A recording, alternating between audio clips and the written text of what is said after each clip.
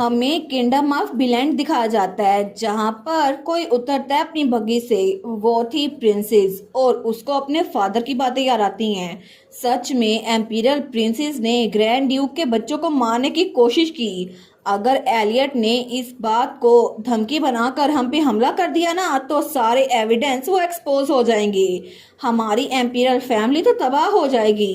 ये सारी तुम्हारी गलती है। तो प्रिंसेस को ये सारी बातें याद आ रही थी। वो सोचती है मेरे फादर ने कहा था तुम्हें इस सब की रिस्पॉन्सिबिलिटी लेनी होगी और जाके किंगडम ऑफ बिलर्न में खामोशी से शादी कर लो। तो तभी वो पीछे मुड़कर देखती है। वो सोचती है बस बहुत हो गया, मैं उस थ्रोन को खुद क्रश करूंगी और उसको अपने लिए ले लूंगी। लेकिन दूसरी तरफ हमें एक केव दिखाई जाती है। तो बाहर बारिश हो रही थी। तो तब वो पहले वाला कहता है सुबह के वक्त तो धूप निकली हुई थी, हमें लगा था हम थोड़ा सा काम कर लेंगे। तो ग्रीन बालों वाला कहता है इस गर्मियों में तो बारिश अचानक शुरू हो गई। सच में अगर ये बारिश ऐसे ही रही ना तो बहुत ज़्यादा डेंजरस होगा। वो डीप टनल्स वो तो पहले ही बाढ़ की वजह से डूब चुकी हैं। तो तब वो कहता है हमें अभी के लिए विड्रॉ करना चाहिए। तो उसका साथी कहता है क्या इतनी जल्दी, लेकिन इससे तो काम और डिले हो जाएगा ना। लेकिन पहले ही हम काफी दिन पीछे हैं, अभी तो बारिश स्टार्ट हुई है, हमें थोड़ा इंतजार करना चाहिए। तो दूसरा कहता है अगर अचानक से ये माइन कोलैप्स हो गई या फिर करीब की वैली में सैलाब आ गया और फिर लैंडस्लाइड हो गई तो हम लोग हर चीज ये मेहनत बेकार जाएगी। तो वो घंटी बजाते हुए कहता है सारे के सारे काम छोड़ दो, हम विड्रॉ कर रहे हैं। लेकिन तभी जब वो ऊपर देखते हैं तो जहां वो खड़े थे वो पत्थर नीचे गिरने लगते हैं। तो वो लोग बार बार बचते हैं लेकिन उस केव का दरवाजा वो बंद हो गया था। तो वो ब्राउन बाल वाला कहता है तूफान की वजह से माइन शाफ्ट वो तो तबाह हो गई है। तो ग्रीन बालों वाला आगे बढ़ता है, उन पत्थरों को हटाने की कोशिश करता है। वो कहता है यहाँ पर ये तो हिल ही नहीं रहे, जल्दी जाओ स्पोर्ट लेकर आओ। तो वो दूसरा भागता है, वो कहता है ठीक है। तो वो ग्रीन बालों वाला सोचता है डैम इट, अगर अगर यहाँ पे कोई मिराकल हो जाए तो फिर। और दूसरी तरफ हमारी हीरोइन वो चाय पी रही थी। तो उसके पास ही लूना और लुका खरगोश के साथ खेल रहे थे। तो लुका कहता है ये रैबिट्स कितने क्यूट से है ना। तो लूना भी कहती है बाहर तो बड़ी ठंड होगी। तो वो खरगोश आपस में बातें करते हैं सच में हम लोग तो आराम से इस मौसम को बर्दाश्त कर सकते हैं, ये बच्चे तो ऐसे ही टेंशन ले रहे हैं। हमारी हीरो दिल में सोचती है मैं खुश हूँ को बच्चों को रैबिट की स्पीच समझ नहीं आती। लेकिन लुका कहता है आखिर ब्रदर कहाँ पर गए, वो तो यहाँ पर थे ना। तो लूना कहती है बिल्कुल, आखिर वो कहाँ पर गए, वो जरूर तब चले गए होंगे जब हम बाहर रैबिट्स को देखने के लिए आए थे। और वैसे भी जब सीजन चेंज होता है काम बहुत सारा बढ़ जाता है। तो हमारी हीरो सोचती है वो जाने से पहले बच्चों के लिए और मेरे लिए कुकीज बना कर गया और इसके अलावा चाय भी। लेकिन तभी हेजल एक कुकी को उठाती है तो वो कुकी बिल्कुल उसकी तरह थी। वो कहती है क्या क्या ये मैं हूँ। लेकिन तब वो कहती है इतनी क्यूट सी कुकी किसने बनाई। तो लूना और लुका उसके तरफ देखते हैं। लूना कहती है मैंने तो नहीं बनाई। लुका कहता है मैंने तो एक रैबिट बनाया था, मैंने ये नहीं बनाया। हमारन कहती है सच में, लेकिन वो कुकी उसकी आंखें ग्रीन थी और उसके बाल ब्राउन थे हमारी हेजल की तरह। वो सोचती है कहीं इसको ग्रैंड ड्यूक ने तो नहीं बनाया, उसने कहा होगा मैंने ये तुम्हें सोचते हुए बनाया है। लेकिन वो सोचती है नहीं नहीं ऐसा हो ही नहीं सकता और उस कुकी को खा लेती है। तो दूसरी तरफ हमें ग्रैंड ड्यूक का ऑफिस दिखाया जाता है जहां डैनियल हमारे हीरो को घूर रहा था। तो हमारा हीरो कहता है क्या बात है। तो डैनियल कहता है आजकल तो आप अपने ऑफिस से ज्यादा मिस हेजल के साथ टाइम गुजारते हैं। हमारा हीरो कहता है मैं अपना सारा काम बिना किसी इशू के हैंडल कर लेता हूँ, तो फिर क्या मसला है। और वैसे भी आज सुबह जो केव कोलैप्स हुई है ना उसकी वजह से ग्राउंड वो बहुत ज्यादा अजीब बन गया है और बारिश की वजह से वो इलाका बहुत ज्यादा खतरनाक बन गया है और कुछ माइनर्स उस जगह पे फंसे हुए हैं। इसी वजह से बारिश ना रुकने की वजह से उनको बचाना बहुत ज्यादा मुश्किल है। तो डैनियल भी कहता है हर एक लम्हा क्रिटिकल है, लेकिन एक चीज नोट करने वाली है। सब लोग का कहना है कि वहां पर ये सब कुछ सिर्फ इसलिए हो रहा है क्योंकि हमारे लॉर्ड ग्रैंड ड्यूक वो एक विच के काबू में है। इसी वजह से हर किसी की उंगलियां आपकी तरफ उठ रही हैं कि आपकी वजह से ये सब कुछ हुआ। तो हमारा हीरो कहता है फिर तो ये हेजल के शाइन करने का टाइम है ना। तो डैनियल कहता है तुम्हें मेरी बात समझ नहीं आ रही, मिस हेजल को इस एक्सीडेंट का काज समझा जा रहा है और तुम कह रहे हो कि उनको वहां पर ले जाएं। लेकिन अगर हम उन्हें वहां ले जाए तो हर किसी का गुस्सा उन्हीं की तरफ होगा। क्योंकि अभी जितने भी लोग बीमार पड़े ना, सबका कहना है कि ये मिस हेजल की वजह से हो रहा है। तो हमारा ग्रैंड ड्यूक कहता है लेकिन ये सारी की सारी बातें सिर्फ अफवाहें हैं ना, ये बात तुम्हें भी पता है। लोगों को जब भी कोई मसला होता है ना, तो वो किसी ना किसी को ब्लेम देते हैं, लेकिन अभी परफेक्ट चांस है हेजल की फॉल्ट के बजाय इसे हेजल की ग्रेस का नाम दिया जाए। तो डैनियल कहता है सच में कभी कभार तो तुम बड़े ऑप्टिमिस्टिक हो जाते हो। तो वो कहता है पास में भी ये सब कुछ होता रहा था, लेकिन अब मेरे साथ हेजल है तो सब लोग उसका नाम लगा रहे हैं, लेकिन हम उनका नजरिया चेंज कर सकती हैं, इसी वजह से फिक्र मत करो, क्योंकि वर्स्ट केस सिनेरियो में भी चीजें अच्छी हो सकती हैं। तो डैनियल कहता है आखिर तुम इतने श्योर कैसे हो? वो कहता है मैं श्योर हूँ क्योंकि हेजल वो हमारे साथ है और वो कुछ भी सोल्व कर सकती है।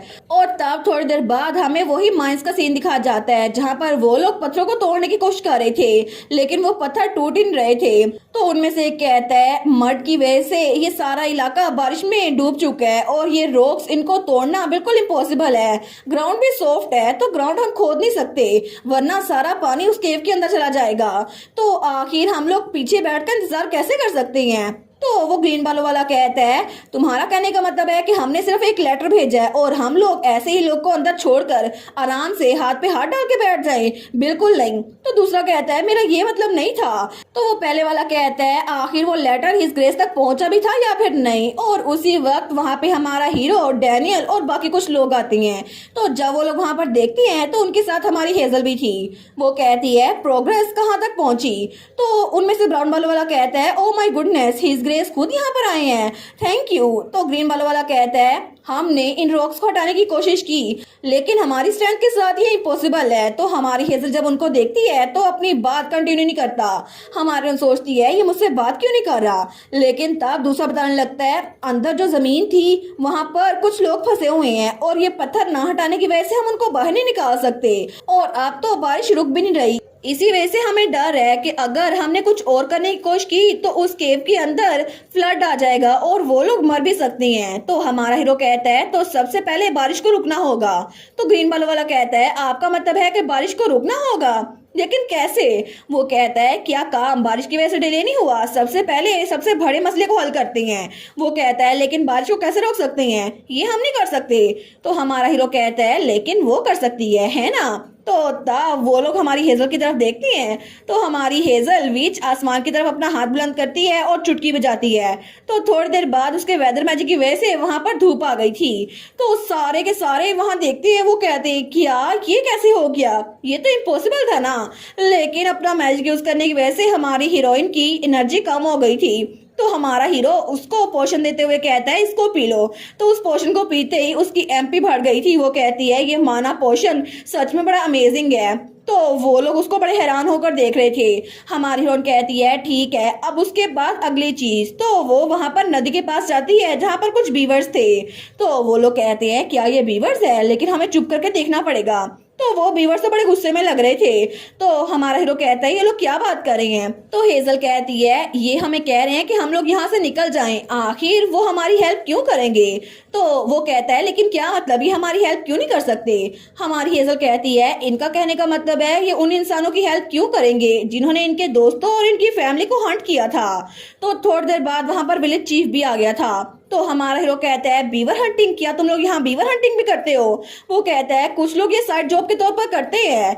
तो हमारा हीरो कहता है क्या यहाँ पर माइनिंग का काम उससे गुजारा नहीं हो जाता?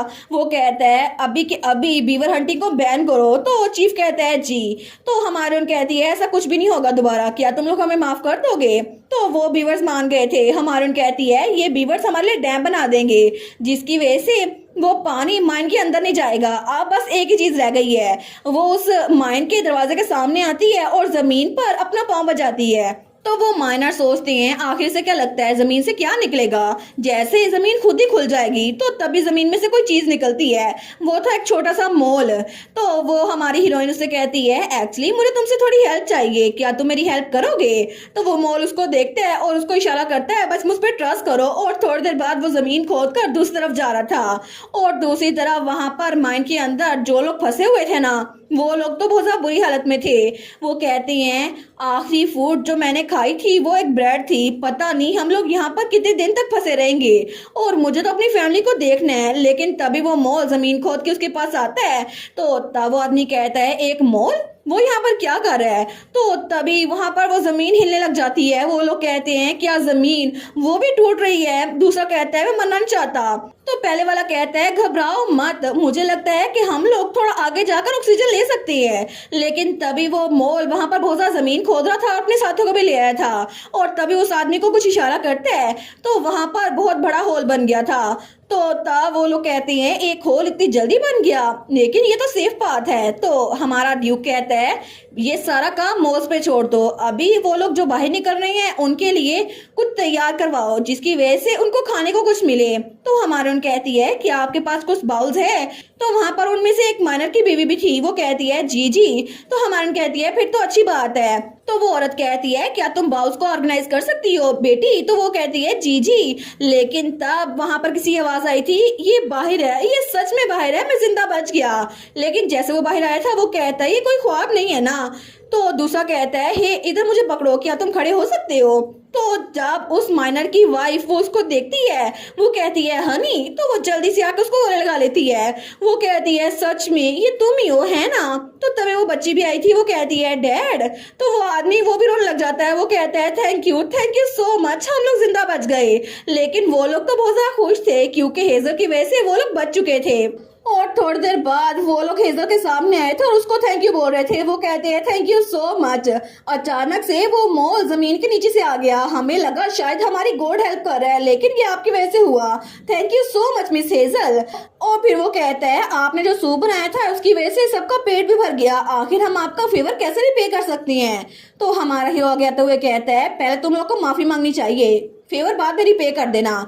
तुम लोगों ने हेजल की इतना बदनामी की क्योंकि वो एक विच थी, आखिर तुम लोग एक इंसान की विची को खुद से जज कैसे कर सकते हो? तो वो लोग कहते हैं हमें माफ कीजिएगा, हम लोगों ने पहले रूमर्स फैलाई थी, हमें आपको ऐसा नहीं करना चाहिए था, हम सच में शर्मिंदा है। तो हमारून कहती है ठीक है बस आगे से ऐसे रूमर्स ना फैलाना, अगर रूमर्स फैलानी है तो अच्छी फैलाना। वो कहता है जी जी ऑफ कोर्स। तभी वो बच्ची पीछे से आती है, वो कहती है लेडी हेजल आज का सूप तो बड़ा डिलीशियस था, क्या आप मुझे बता सकती हैं आपने कैसे बनाया था? तो उस बच्ची की माँ कहती है जी जी बिल्कुल, अगर आप चाहे तो हमारे साथ रेसिपी शेयर कर दें। तो हमारी हीरोइन कहती है क्या वो सूप इतना डिलीशियस था कि तुम्हारे मुंह पे अभी भी लगा हुआ है? वो कहती है बिल्कुल, मैं उसको फिर से खाना चाहूंगी। तो हमारी हीरोइन वो कहती है ठीक है मैं रेसिपी बता देती हूँ। और तब वो उस बच्ची की माँ को रेसिपी बता रही थी, लेकिन हमारा हीरो वो तो गुस्से से किसी की तरफ देख रहा था। वो था विलेज चीफ जिसको उसने बड़ी डांट पिलाई थी कि उसने ये सब कुछ ऐसा होने दिया।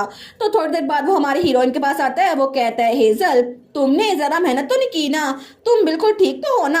तो हमारे उन कहती है बिल्कुल, कि आपने विलेज चीफ से बात कर ली? हमारा हीरो कहता है बिल्कुल मैंने उसको वार्निंग दे दी है, बीवर्स के मामले में भी और बाकी तुम्हारे बारे में रूमर्स के बारे में भी। तो डैनियल उनको देखता है, वो सोचता है ये लोग तो 10 सालों के मैरिड कपल लग रहे हैं। लेकिन तब कुछ दिनों बाद हमें एक पब का सीन दिखाया जाता है जहाँ पर कोई कहता है तुमने सुना वो विच उसने पिछले दिनों माइनर्स की जान बचाई थी? तो दूसरा कहता है मैंने भी सुना था, लेकिन क्या ये बात सच है? तो पहले वाला उसके कान में कहता है नहीं, मैंने सुना था ये सब कुछ ग्रैंड ड्यूक ने खुद करवाया है, क्योंकि वो विच इसके जरिए हमारा गार्ड डाउन करवाना चाहती है। वो तो जानबूझ के ऐसा कर रही है, उसने बारिश करवाई थी ताकि ये सब कुछ हो सके। तो दूसरा कहता है क्या ये सच में सच है? वो कहता है मैं इस बात पे क्लियर हूँ कि उसने मानस का दिल जीतने के लिए किया था। लेकिन तभी कोई इसके कंधे पे रखता है और कहता है ओए तुम, क्या तुम अपने वर्ड्स की रिस्पॉन्सिबिलिटी लोगे? और वो वही माइनर था जिसकी जान हमारी हीरो ने बचाई थी। वो कहता है क्या मतलब, क्या तुम्हारा कहने का मतलब है वो रूमर्स झूठ थी? वो कहता है पिछले हफ्ते उन्होंने मेरी जान बचाई थी, ऐसा बिल्कुल नहीं हुआ था जैसे तुम लोग कह रहे हो, और वो तो बहुत ज्यादा अच्छी हैं और इसलिए उनके बारे में रूमर्स मत फैलाना। और तुम्हें एक बात पता होना चाहिए, उनका नाम विच नहीं है, उनका नाम मिस हेजल है। और तब हमारी हेजल वो बग्गी में सोई हुई थी हमारे ग्रैंड ड्यूक एलियट के कंधे पर सर रख कर। तो तब वो सोचता है इतने दिनों से मुसलसल अपना माना यूज कर रही है, इसी वजह से बहुत ज्यादा थक गई होगी। आजकल तो बहुत ज्यादा एपिडेमिक फैल रहा है, पहले एपिडेमिक, फिर ड्रॉट और फिर फ्लड्स। लेकिन तब डैनियल भी उनके साथ बग्गी में बैठा था। वो कहता है मैंने अपनी पूरी लाइफ में जितनी रूमर सुनी है ना, ये तो उससे बिल्कुल अलग है, ये तो बिल्कुल ऐसा है जैसे ये डिफरेंट इंसान है, आखिर इसकी ट्रू आइडेंटिटी है क्या? तो हमारा एलियट कहता है तुमने हेजल के साथ अपना टाइम गुजारा, क्या तुम्हें अभी तक नहीं पता चला? तुम्हें पता है हेजल तो असल में आसमान से उतरी हुई एक परी है। तो उसकी बात सुनकर डेरियन मुंह बना लेता है। वो कहता है सीरियसली मुझे नहीं पता तुम ऐसे एक्ट क्यों करते हो। तो उसको देखकर हमारा हीरो कहता है मैं सबके सामने ऐसे एक्ट नहीं करता ना, सिर्फ तुम्हारे सामने करता हूँ, बस थोड़े अंडरस्टैंडिंग रहो। तो तब उनकी बग्गी आगे जा रही थी, लेकिन पीछे से एक फ्रॉग उनको छुप के देख रहा था और वो फ्रॉग बहुत ही जरा मिस्टीरियस लग रहा था। लेकिन तब हमें कुछ दिनों बाद महल में रॉयल किचन दिखा जाता है। तो वहां पे कोई टोकरी खोलते हुए कहता है सच में यहाँ पर इतने फ्रॉग लाए क्यों जाते हैं खाना बनाने के लिए। तो जब वो टोकरी खोलते हैं तो उनमें एक बहुत बड़ा मेंढक बैठा हुआ था। वो कहता है क्या ये मेंढक ये आखिर ऐसे क्यों बैठा है। लेकिन तभी वो मेंढक उसके ऊपर कूदता है तो वो अपने चेहरे से उसको डर लगता है। वो कहता है दफा हो जो यहाँ से, मेरे चेहरे से हटो। लेकिन वो टोकरी पूरी की पूरी नीचे गिर गई थी। वो कहता है इसे मेरे चेहरे पे क्यों आना था। लेकिन जब वो सामने देखते हैं तो सारे के सारे मेंढक वो बाहर निकल आए थे। तो तब सारे किचन से भाग रहे थे। वो कहता है बस तुम लोग रुको जब तक मैं तुम्हें कैच नहीं कर लेता। लेकिन तभी हमें दूसरी तरफ डाइनिंग हॉल का सीन दिखाया जाता है जहाँ पे एम्प्रेस और क्राउन प्रिंस बैठे हुए थे। तो एम्प्रेस कहती है तुम्हारा कहने का मतलब है हम विच को अपने साइड पे ले आए। तो क्राउन प्रिंस कहता है बिल्कुल, अगर ऐसा हो जाए तो एम्पीरियल सिटीजन वो तो एलिट की रिस्पेक्ट नहीं करेंगे है ना, वो हमारी रिस्पेक्ट करेंगे और मेरे लुक्स की वजह से वो विच मेरे साथ आने पे तैयार हो जाएगी। तो उसकी मदर कहती है तुम कितने बेवकूफ हो, तुम्हें सच में लगता है ऐसा कुछ हो सकता है, आखिर मैंने तुम्हारे जैसे बेवकूफ बेटे को बर्थ ही क्यों दी। तो तभी क्राउन प्रिंस खड़ा हो जाता है। वो कहती है क्या तुम कहाँ जा रहे हो। लेकिन वो उसकी बातें सुनता और आगे बढ़ने लगता है। तो एम्प्रेस कहती है जिराल्ड, लेकिन वो आगे बढ़ गया था और तब वो गार्डन में आया था। वो सोचता है आखिर हर बार मेरी मॉम मुझे स्टूपिड क्यों कहती है, मैं इतना भी स्टूपिड नहीं हूँ। लेकिन तभी उसे आवाज आती है क्राउन प्रिंस। तो वो इधर उधर देखता है। वो सोचता है यहाँ पर कोई है तो सही नहीं, किसकी आवाज आ रही है।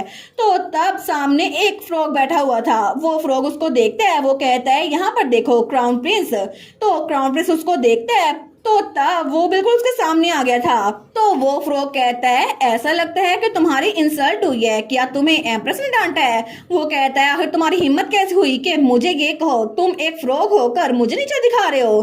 तो वो फ्रॉग कहता है नहीं, मुझे लगता है तुम बहुत ज्यादा थके हुए हो है ना, इसी वजह से तुम्हें मेरी बात पे गुस्सा आ रहा है। लेकिन मैं समझ सकता हूँ तुम्हारी फीलिंग्स क्या है क्योंकि तुम मुझसे बात कर सकते हो।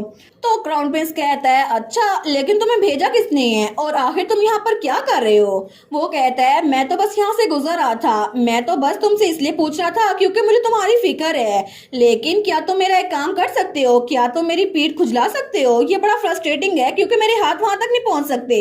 तो क्राउन प्रिंस कहता है ये तो छोटा सा काम है, मैं कर दूंगा। लेकिन तभी उसको जैसे कुछ होता है, जैसे वो उसके चेहरे पे हाथ रखता है ना, तभी उसको कुछ होता है और उसकी बॉडी चेंज हो गई थी।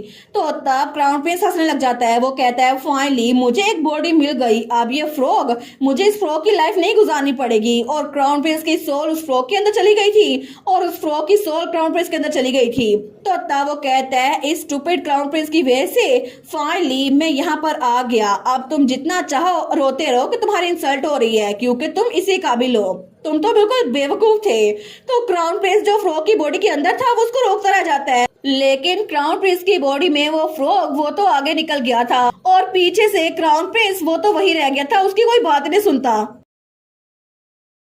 और इसी के साथ ये वाला पार्ट यहीं पर ख़त्म। तो आप लोग बताइएगा आप लोग को ये पार्ट कैसा लगा और वीडियो को लाइक और चैनल को सब्सक्राइब लाजमी कीजिएगा। बाकी वीडियोस का लिंक भी स्क्रीन पर नज़र आ रहा होगा तो काइंडली उनको भी चेकआउट कर ले। और thank you so much for watching my videos.